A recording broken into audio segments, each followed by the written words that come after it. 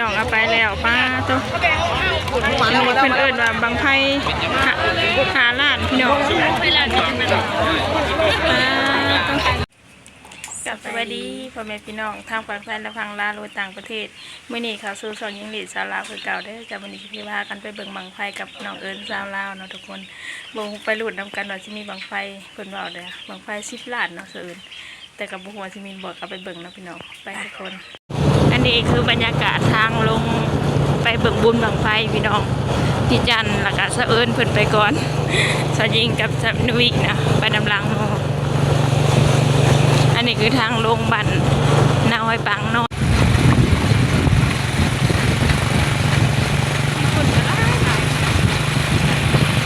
นี่ทุกคนมาหอดงานเลยพี่น้องอันนี้คือปีที่จะเข้ามาเบิ่งบังไฟพี่น้องปีละ20,000 กีบทุกคนที่ทางเข้ามา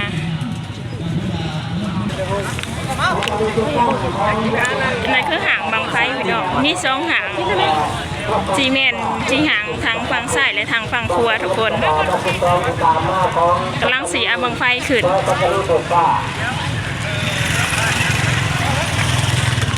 นี่ทุกคนอันนี้เพิ่นกำลังสีเอาบังไฟขึ้นกำลังสีเอาขึ้นบังแรกเลยพี่น้องมาทันอยู่แต่กระบุหัวบังไฟบ้านใดทุกคน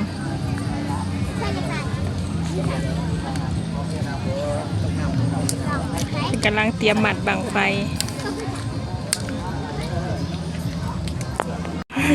มาซื้อลูกศิลพี่น้องหิวเผาแล้ว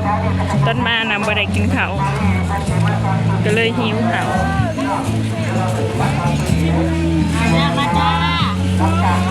มีข่าก็ปากหวานหวานอันจะเสียตัวใดตัวใดทุกคน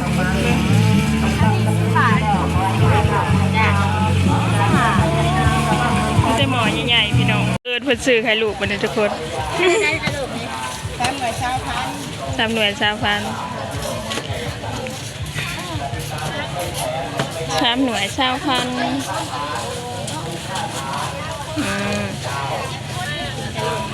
เสือเอิญเพิ่นกินไข่ลูกพี่น้อง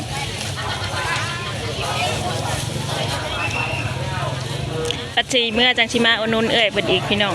เพราะว่าห่านเพิ่นสมควรว่าถือกว่าหมู่พี่น้องหอนแห้งนี่พี่น้องมาหอนแล้วก็เมาอย่างใหญ่กับมีก็อาลูกศิษย์เรายิงอาลูกศิษย์กับบางไม้เพราะว่าถ้ายิงมากินมาส่งทุกคนเลยซื้อ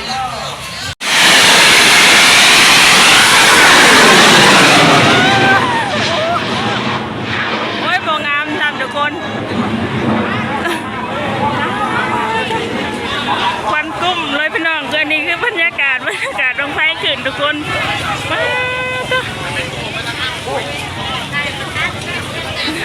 ทันเฉยรักจุกตัวละควันกุ้มพี่น้องโอ้ยหยาดเด้โอ้ยขนาดลงไฟขึ้นบางเดือนนึงยังหยาดเลยพี่น้องนี่ทุกคน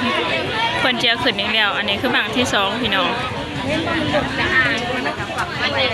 อันนี้คือบางที่2เตะบหัวบังไฟบาดใดพี่น้อง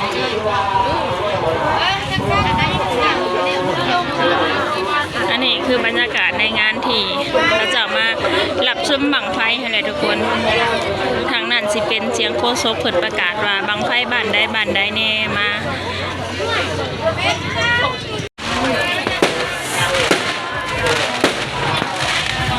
บังที่2พี่น้องมาเดี๋ยวหัวงามหรือบ่บังนี่ทุกคน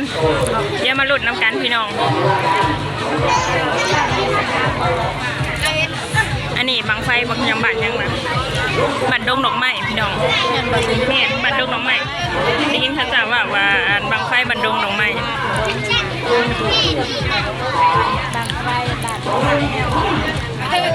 ไม่ดงหมากดงดอกไม้ดง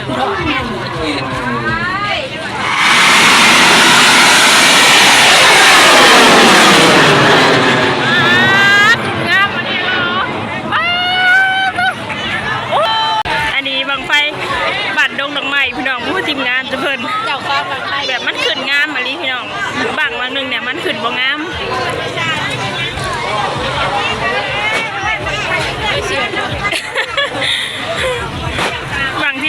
พี่น้องบ้างทีมงานสีชมพูต้นแดดบ่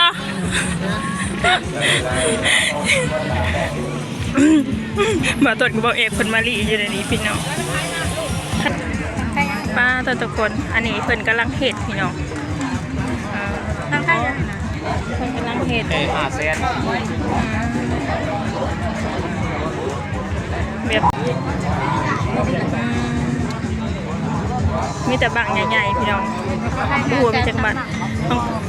บังไฟหาแสนทุกคนที่เป็นบังไฟหาแสนเบอร์3บังพี่น้องและเขาเจ้าสิจูดอยู่นี่นายจูดโอ้เขาเจ้าสิจูดพี่น้องเดี๋ยวใส่ยิงสิถาลุดเบิ่งพี่น้องลุดเบิ่งมาจากจังหวัดยังไงศรีสะเกษครับจังหวัดศรีสะเกษพี่น้องอันนี้คือบังไฟจังหวัดศรีสะเกษเด้อทุกคนบ้านนายสมใจเด้อนี่นายสมใจคือว่ามาทำไมสมใจอันนี้ศรีสะเกษบ้านเจ้าเด้อบังไฟบ้านเจ้าเด้อนี่ไอ้เจ้าเอิญบังไฟศรีสะเกษได้นี่สัมผัสพี่เพิ่นแล้วเพิ่นบอกว่าบังไฟศรีสะเกษวันนี้กินไม่ได้เลยนะบังไฟศรีสะเกษทุกคนนี่คือบังไฟทีมงานสีชมพูแต่บ่ฮู้ว่าเพิ่นมาจากจังหวัดใดพี่น้องเนี่ยแต่บ่ฮู้บังไฟมาจากจังหวัดใดเดี๋ยวสิขอถามพี่ๆเพิ่นมาตัวใหญ่แฮงอันนี้ทุกคนแม่นนะสิ5 แสนคือกันบังไฟล้านบ่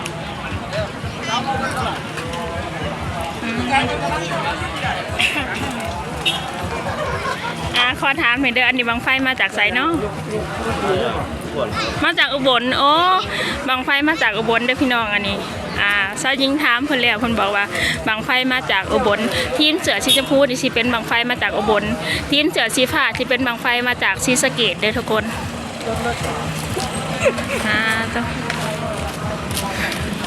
บังไฟมาจากจังหวัดอุบลราชธานีค่ะนี่ทุกคนอันนี้คือซีเมนต์บังไฟมาจากพี่น้องมาจากอุบลทุกคนเพราะว่าถามเพิ่นบอกว่าเสือซีซิมที่ชมพูนี่มาจากอุบลกับศรีสะเกษทุกคนเพิ่นสิมานำกันเห็นบ่เพิ่นกำลังซะบังเป็นจังได๋ซะเมื่อวานพี่น้องจังหวัดเชียงรายญาติแต่ถ้าเราธรรมดาญาติทุกคนญาตินี่ตอนนี้นะญาติดังพี่น้องแปลว่าเสียงดังและเซายิงแบบสั้นทุกคนญาติพี่การชวนเข้ามาในนี้ก็บ่อยากเข้ามาแบบญาตินี่ญาตินั้นเสียงดังนะเสียงดังจูดบางผู้เด้พี่น้องแต่เสียงบางไฟดังนะโอเคอยู่เซายิงนั้นจูดบางผู้ก็ญาติไฟก็ญาติแบบกู้แล้วบ่ขึ้นจะเชื่อแล้วเซายิงญาติพี่น้องบัดนี้เอาขึ้นพร้อมกัน2บังเลยพี่น้องโมเมนต์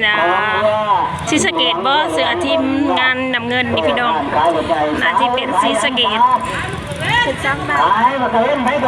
ห่างฟังสายฟังครัวพี่น้องเอาขึ้นพร้อมกันไม่ต้องในตะวันเลย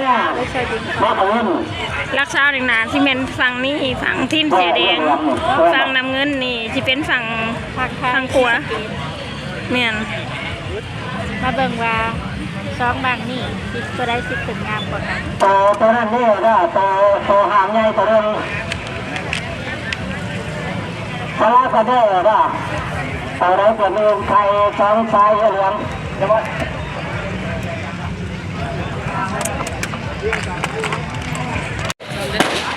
อุ้ยเดี๋ยวผมไม่องแดงเงินสีเขียวโบกปัดขอให้ทีมงานเสียงลงรักษาอันนี้บังที่4พี่น้องรวมกับทีมงานไทยบังไฟแสนดอกตูหน้าเบิกฟ้ารักษา3 2 1ไปโอ้คือทีมงานโชคดี3 2 1ไปมากแล้ว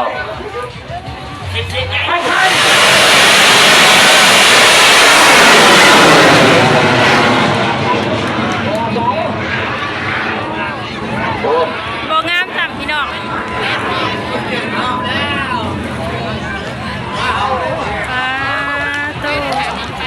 บรรยากาศควันกุ้มเลยทุกคนบรรยากาศในงานเลยทุกคนตัวพี่น้องเลยบังไฟ ศรีสะเกษนะแตกพี่น้องบังไฟศรีสะเกษบ่ขึ้นซ้ำทุกคนอันนี้คือบังไฟจังหวัดศรีสะเกษขึ้นฮอดบ่สูงจำพี่น้องแตกต้องพอจริงกับพวกผู้ทยิงเพิ่นเดินมาใหม่พี่น้องป้าจนสั่นบ่เคยเห็นจักเทื่อพี่น้องขึ้นยังบ่สูงซ้ำเพิ่นแตกก่อนพี่น้องขึ้นงามเนาะถ้าแตกก่อนพี่น้องอันนี้คือบังไฟพี่น้องจังศรีสะเกษเด้อทุกคนแตกซ้ำบ่ขึ้นซ้ำบ่จนสั่นทุกคนหลอดทางในนะเมื่อยพี่น้องหลังจากบังไฟแตกเขายิง ออกมาอยู่รถเลยทุกคนออกมานั่งอยู่รถเลยเพราะว่าย่านบังไฟแตกพี่น้องตะขามันแตกกระเพนเขาเจ้าเอาขึ้นเลยทางพังเบิ่งอีกจักหน่อยคือซีเมนต์เขาเจ้ากำลังจิกาเกียมก็น่าจะที่ย่างขับไปใหม่ทุกคนเพราะว่าเขาไปอยู่ในนะคนลายก็ออกมาอยู่นอกให้เนี่ยเย็นเน็ตคนมานั่งอยู่ผมบกอยู่บนปากรถอยู่พี่ให้เนี่ยเย็นเนี่ยอยู่ข้างในเดี๋ยวป้าตัวจะเป็นยังประจักษ์อูบอ้าวประจักษ์ยังยาวประจักษ์ควันบังไฟแตกพี่น้องโอ้ยย่านหลายสะอื้นนะเพิ่นยอมรับเป็นว่าย่านถ้ายิ่งในย่านพี่น้องเอากินเลยวันกินเลยเอาคุณเนี่ยเจ้าหักสู้โตใหญ่บ่ให้บอกให้มาสู้จะมาสองคนนี้มากันลงหนาลงหลังเลยเป็นได้คือลงหนาลงหลังบ่จืดทาง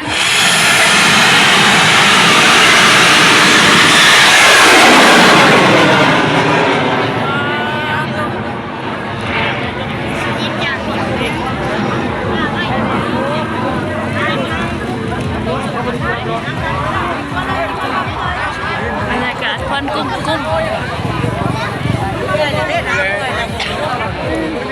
คือสปีกันมา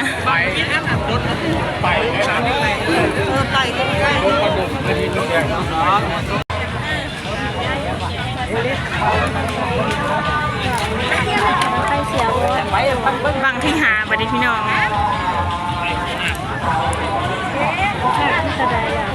บางที่หาบางที่หาที่หุบบัดนี้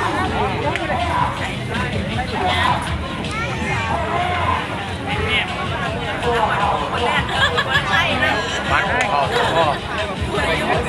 พ่อบุ้งควันออก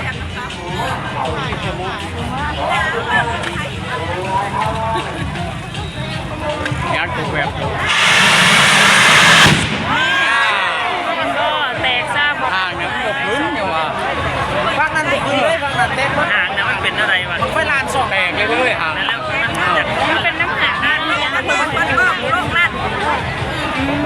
พี่น้องเอ้ยแตกบ่หัวมันเป็นน้ำหางพี่น้องเอาบังไฟขึ้นหางนี่ช่องหางช่องเถื่อขึ้นแล้วก็แตกทุกเถื่อทุกคนถ้าจะว่ามันจะเป็นน้ำหางพี่น้องมันเป็นน้ำหางทุกคนเอาบังไฟขึ้นช่องเถื่อก็เป็นช่องเถื่อแตกเป็นช่องเถื่อพี่น้องต้องควันกลุ่มๆเลยต้องควันกลุ่มๆเลยพี่น้องควันจนเห็นคนพี่น้องเอ้ยเป็นตาหยาดในนี้พี่น้องแต่ยิงนะเห็นจะเริ่มบังไฟหาแสนจังหวัดยังก่อนแสนที่น้องเป็นอะไรจังหวัดยังก่อนซีฟ้าเลยนะซีสะเกตบอกซีฟ้าหรือซีสะเกตพี่น้องซีสะเกตขึ้นอีกแล้วเอาเครื่องขึ้นอีกเสอิญปกติในหางนั่นนะมันจุดมาช่องบังมันกระแตกเครื่องขึ้นบังเครื่องขึ้นหางนั่นดีก็บอกขึ้นหางที่หนึ่งนี่เพราะว่ามันหางใหญ่กว่าหางนี่ดิโอ้บังไฟหาเซนบังไฟหาเซนพี่น้องบังไฟพี่น้องซีสะเกตขึ้นอีกแล้วพี่น้องอุ้ยเจ้าหอดไปเจ้าก็หอดไป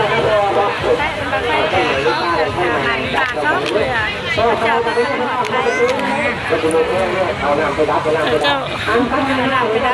บางไฟมันแตกใส่พี่น้องแตกใส่มันไหมป่า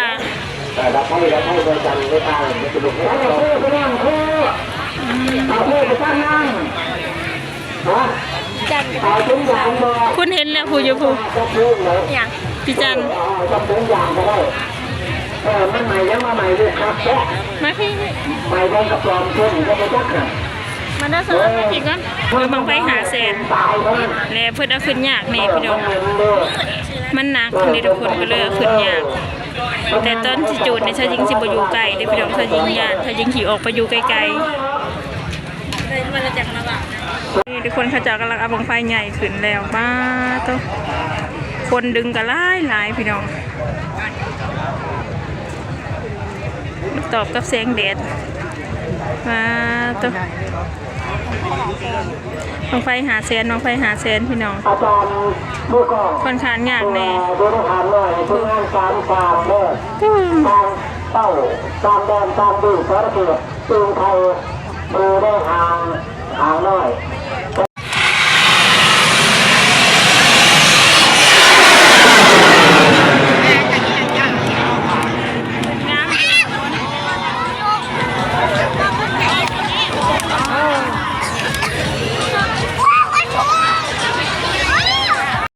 คำและพ้นกันให้ลายพี่น้อง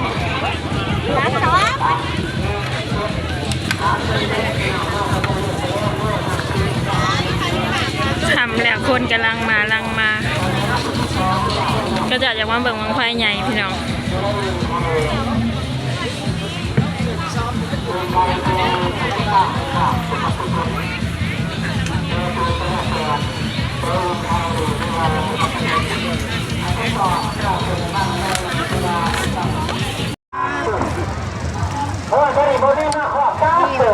อยากได้พี่น้องอันวังไฟหาเซนทุกคนวังไฟซีสะเกตผู้ใดการมาลุ่มอยากได้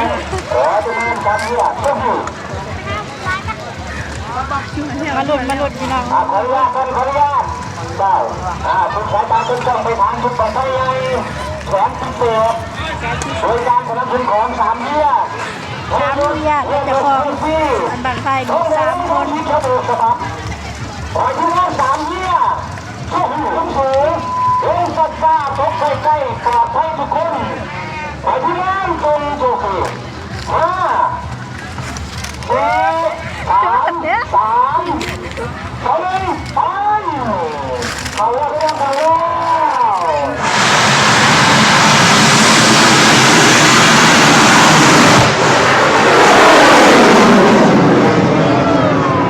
งามมาลีป้าตัวงามมาลีพี่น้องกันตัวควันตุ่มๆเลยจะไม่เห็นแต่เว้นพี่น้องควันตุ่มๆเลยโคตรโถจนเป็นแบบบ่มีแสงแดดเลยพี่น้องบอกว่าควันบังไฟแห้งอะไรรอทุกคนไปกับป๊อบเซลยังอันนี้นะ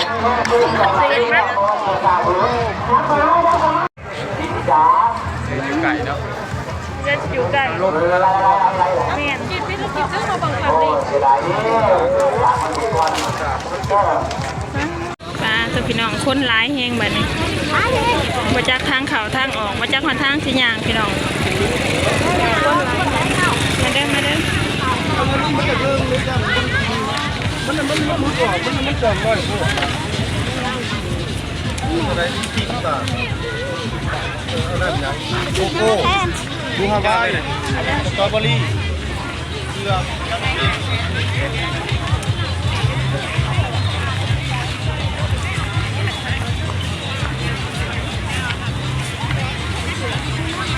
คนก็หลายมาเด้อ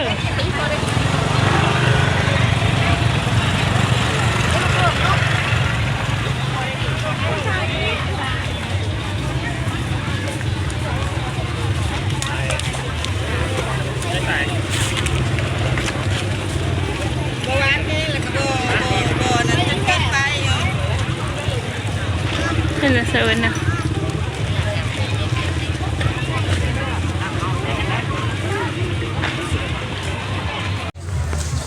อยู่แถวป่า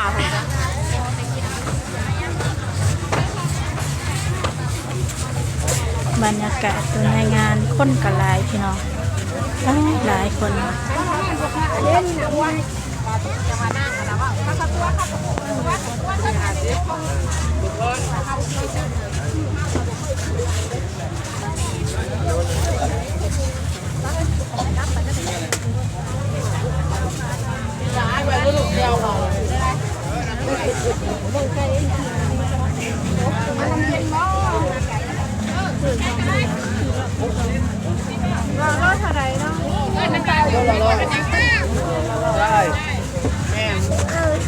วอยู่บ้านห้ามไปเจ๊ไปไหนแล้ว ก็เลยเปิดแซ่บเด้อพี่น้องเอ้ยเว้ยเนี่ยขายไปพ่อป่ะ ไม่ย่ายทำประชุม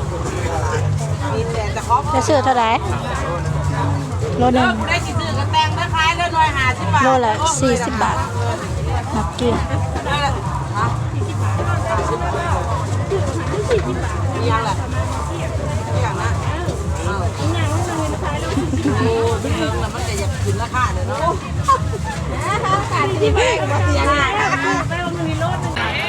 บังไฟใหญ่เอาขึ้นแล้วพี่น้องบังที่สองตัวนี้ต้นใหญ่ค่ะใหญ่จัง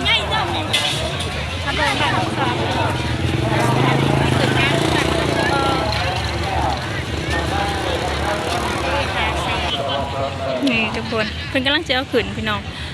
ตัวใหญ่แห้งเลยโอ้หัวสิไปยืนเบิ่งอยู่ไซเด้บัดนี้เด้ย่านพี่น้อง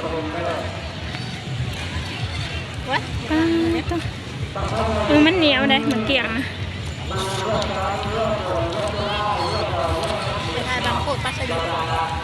เฮ้ยจังหน่อยปลาตัวพี่น้องจังเป็นยังจะบังมาเชิญน่ะนะประมาณยัง2บังทุกคนคือสิเบิดบัดนี้ปลาตัวใหญ่แห้งอะไรพี่น้องใกล้เขากำลังเอาขึ้นต้องพูดดึงบังไฟกับสมควรอยู่พี่น้องมีแต่พูตุยโอ้เขาบอกก็บ่าวทำหน่อยไปต้องไปดึงซอยข้าเจ้าได้พี่น้อง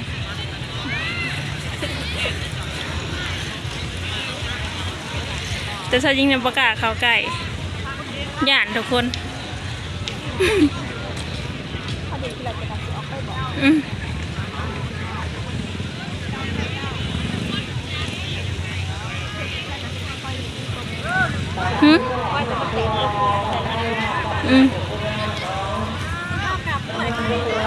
บ่ฮู้ปลาโดยไอ้โดยคนหน่อยไปดึงหวังไฟมาเชิญคนเอิดไปดึงหวังไฟซอยสาวไปดึงหวังไฟก้อนคนมานี่คนเอิดทีมงานคนเอิดชาวยิงกับจะเอิญไปชาวยิงกับจะเอิญประกาศไปพี่น้องสาวมาดึงหวังไฟก้อนคนมาเต็มประกาศเข้าเบาทำหน่อยดึงขืนซอยเพื่อนพี่น้อง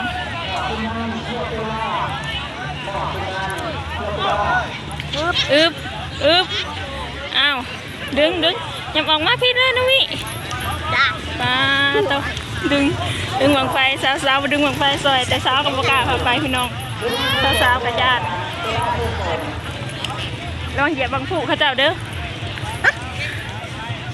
ข้าเจ้าช็อตทันเด้ปลาตัวพี่น้องกำลังสิขึ้น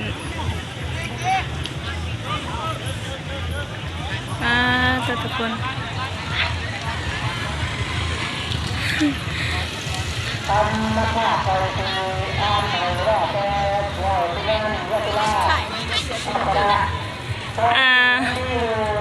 อย่างว่าอุบลเสือสีชมพูนี่อุบลกับอันศรีสะเกษนี่หนาสีมากน้ำกันพี่น้อง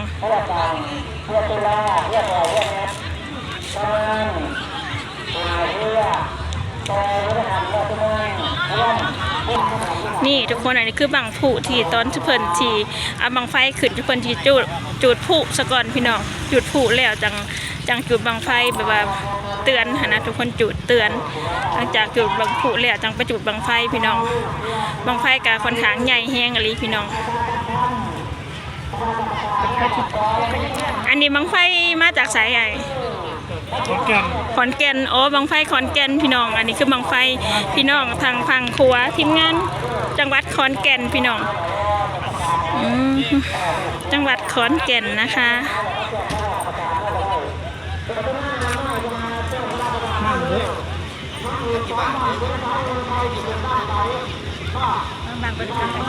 เป็นโดนแล้วยังบ่แล้วแต่เอาขึ้นพร้อมกันสองหางเลยพี่น้องอันนี้อันหางที่1นี่สิบ่ใหญ่หางที่2พี่น้องทางจังหวัดขอนแก่นนี่ใหญ่แห้งพี่น้องบังไฟเพิ่นใหญ่แห้งก็ขอให้ขึ้นงามๆเด้อบังไฟก็ยังหลายอยู่พี่น้องแต่ตอนนี้ก็หาโมงกว่าแล้วทุกคนก็เลยยังบ่ได้จุดเบิดอยู่ขอถามหน่อยเด้ออ้ายอันนี้บังไฟจากจังหวัดใดเนาะ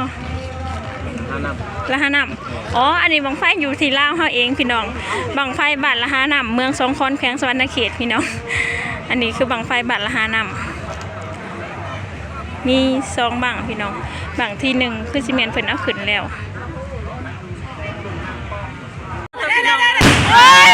ตื่นเด้มันจะเป็นวิธีของมันก็พูดได้บ้าตัวพี่น้องเลยจะใช้เป็นผูหรือผูเป็นผูนะมันจะเป็นวินมาสั่นมันจะเป็นวินหรือสั่นเตรียมมาดิเตรียมจะเอ้ยเตรียมมันดอกไฟเป็นแมบกับแม่เราเลยดอกไฟเป็นแมบเลยแม่เลยมั้งบริเห็นมาเธอปกติเลยปกติบอเพื่อนยิงขณะเข้าบริโภคได้เจ้าภาพบ่หนาหรือเจ้าภาพแล้วใช่แล้วน่ะ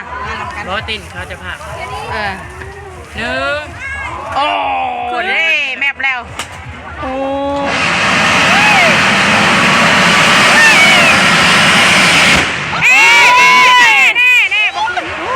บ่ขึ้นช่างแค่แต่บ่อยู่ใกล้แตกพี่น้องน่านผูกบางผูได้หอดผูหน้าผูกกระยาหัวเขาเลยข้าบุญญาเลยมันยังแล้วพี่น้องขึ้นอีกแล้วมาลุ้นกันบ้างดีว่าจะขึ้นอยู่บ่ขึ้นบ้างนี่ขึ้นงามบ้างนี่งามจะพูดจะตั้งจำขึ้นนะดูจะไปเห็นว่าตื่นนะดูจะขึ้นเด้อบ่ดูหลุดไหนยังถึงหาเลนเข้ามาไม่เลนตัดไปลงห่างแล้วใครยังทันได้มาบได้นะก็เขาลงมาเขาตั้งเรากระเสียงกันที่ภาคไปโกโลคันนี้กัน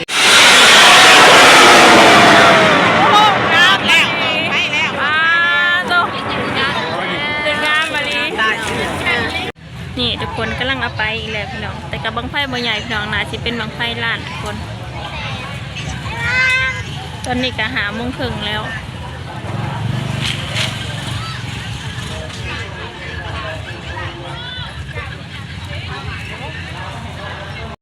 นี่พี่น้องกำลังสิเอาขึ้นอีกแต่ตัวนี้บังไฟบ่ใหญ่พี่น้องสิเป็นบังไฟล้านที่เนี่ยพวกที่อันมึงจะพัดที่ก็เอาขึ้นอีกแล้วมันย้อนดีเจดีจามัธยังจันทร์เมื่อคืนนี่น้องยังน้องน้ำแข็งน้องน้ำก้อนบ้านเอิญพากันมานั่งมันหอนแห้งพี่น้องเมืองไทยห้องน้องน้ำแข็ง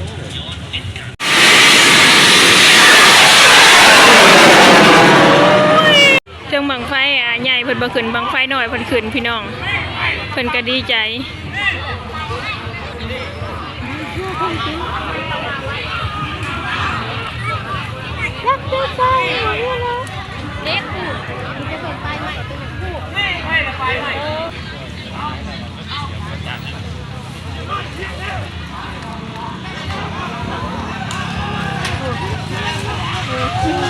ดีใจ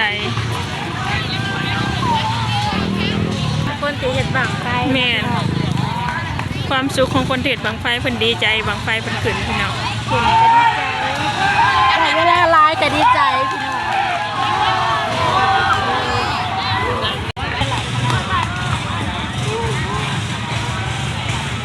โอ้ยพี่จังฝุ่นเด้อมีเด้อคนตรวจเบิ่งพี่น้องคนกันหลายโอ้ยเฮ็ดอีหยังทีมงานถอดรถไถดังพี่น้อง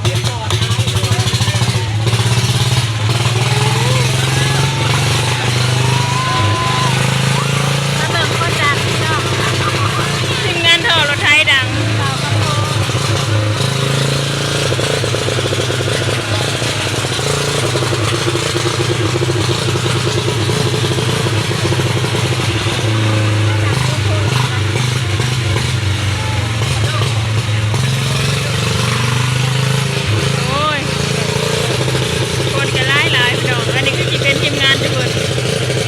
ขี่รถไถมาแต่บ้านเลี้ยนไซ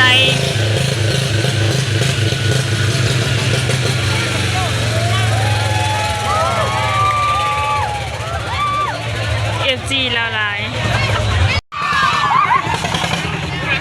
ข้าเจ้าสิเมื่อแล้วมั้งพี่น้องใจข้าเจ้าสิเมื่อแล้ว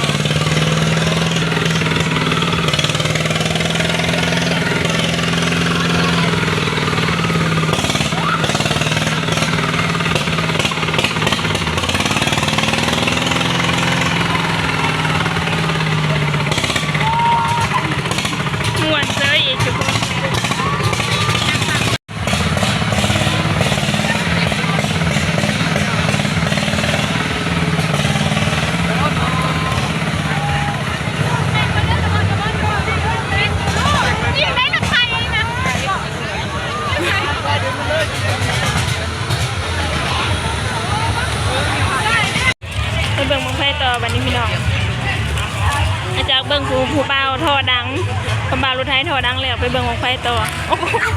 คนไหนเมืองบังไฟน่ะจนบ่มีพี่น้องไฟก็จะกะหลังมาเบิ่งบ่าวรถไทยถอแต่งพี่น้องคนก็หลายหูคิดเพิ่นแจกการ์ดบอก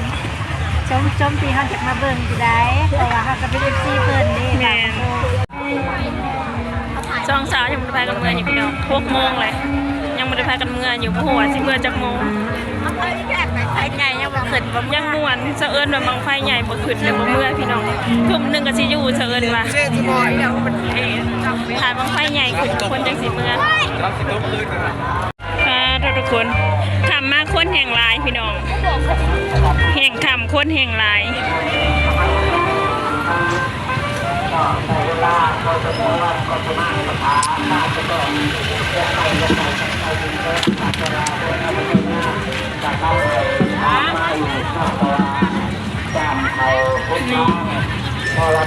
ธนเมื่อบ่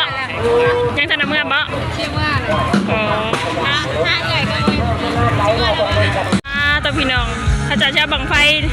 ขึ้นแล้วใหญ่สุดๆเลยพี่น้องมาต้องจนอันหามาบ่ได้พี่น้องใส่แนวเข็นมาทุกคนป้าต้องใหญ่แห้งอะไรท่านบังไฟบังนี่บ่ขึ้นแล้วคือว่าบ่เมื่อเด้อพี่น้องป้าต้องใหญ่แห้งอะไรทุกคนบังไฟบังนี่ขึ้นจังสิเมื่อ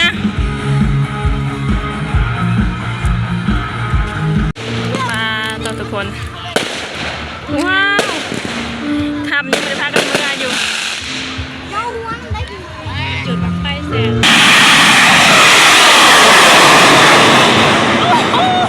จะอยู่ในใช้เขาจะสิดึงนี่ไอ้อันแพนพี่จันเป็นเขาไปซอยเขาเจ้าพี่น้องเพราะว่าบังไฟมันใหญ่แห้งอันนี้พี่น้องใหญ่แห้งเพราะว่าขั้นบ่ซอยกันนี่มันจะขึ้นห่างบ่ได้ได้พี่น้องก็เลยซอยกันเพราะว่าบังไฟมันใหญ่แห้งหลายคนพี่น้องว้าต่อ3 เสร็จเลยทุกคนเพื่อนพี่จันเพื่อนก็ไปซอยดึงอ้ายเพื่อนก็ไปซอยเขาเจ้าดึงพี่น้องซอยกันทันดิแต่จริงก็บ่เป็นทีมงานดอกแต่ว่าก็ซอยกันทุกคนเพราะว่าโอ้ยหางชีวิตอยู่บ่เนาะ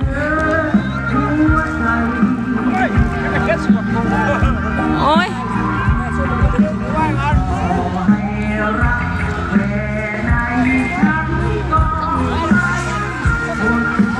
บังไฟ10 รอบ3 เสร็จดึงพี่น้อง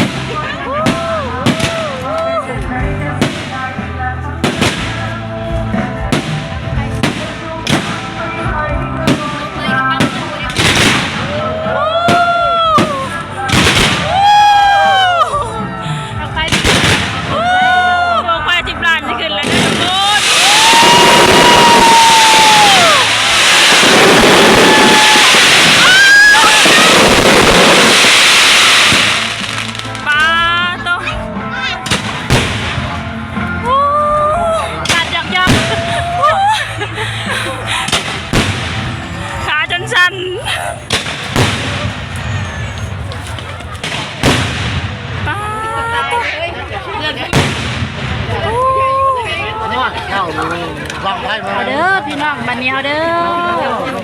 คอยขึ้นงามๆสูงๆเด้อ ขึ้นงามๆเด้อ คอยขึ้นเด้อ คอยขึ้นจบขึ้นงามได้บางชุดถ่ายเลยได้ บางสุดท้ายแล้วก็จะไปหุงแล้ว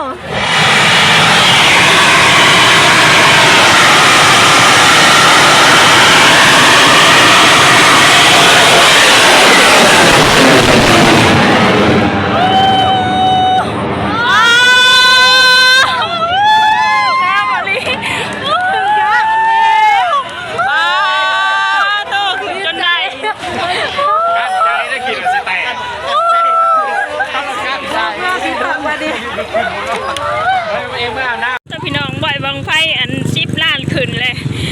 คนกระแตกยั่วๆเมื่อวันนี้พี่น้องป้าตัวม่วนดีใจแฮงพี่น้องเพราะว่ากันใจยันเพิ่นแตกเพราะเพิ่นแตกดูขึ้นงามมาลีทุกคนป้าตัวบ่อยแม่นบ่อยบางไฟอัน10 ล้านขึ้นแล้วคนน่ะกำลังเมื่อแซ่บๆวันนี้ถ้าหญิงกับเสะเอิญเองกับสิเมื่อคือกันพี่น้องป้าตัว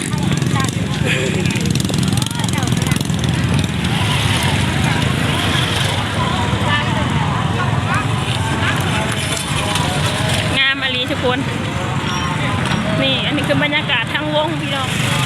อันนี้ทางเป็นวงดนตรีเด้อทุกคนป้าตัวไพ่วงพระเจ้ายิงมาใส่พี่น้องวันนี้เมื่อแล้วพี่น้องพี่แฮกบังไฟใหญ่เกินแล้วพี่แฮกกระแมนมาได้ถ่ายพี่ FC เบิ่งญาติทุกคนจะเอิญก่อนโอเคนะทุกคนเบิ่งป้าตัวขี้ฝุ่นบ่แม่นหัวยอมเลยทุกคนอันนี้คือขี้ฝุ่นพี่น้องขี้ฝุ่นลายอันนี้เนาะโอเคนะทุกคน